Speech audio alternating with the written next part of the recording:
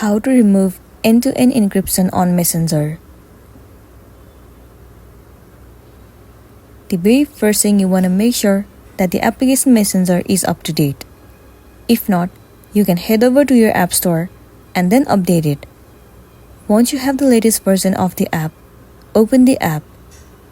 Enter your login credential as in your email address and the password and log into your specific account.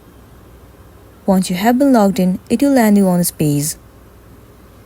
Now head over to the inbox of the person that you have enabled the end-to-end encryption. Once you are in here, tap on your profile at the very top. Now scroll down and you have to click on restrict. Well, this person has been restricted successfully.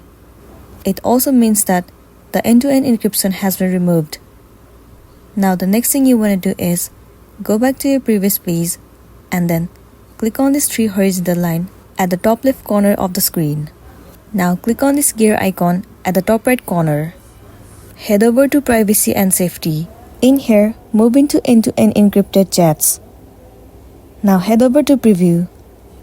All you want to do is disable this option and then you'll be good to go. So that's all for today, and this is simply how you can remove end-to-end encryption on Messenger.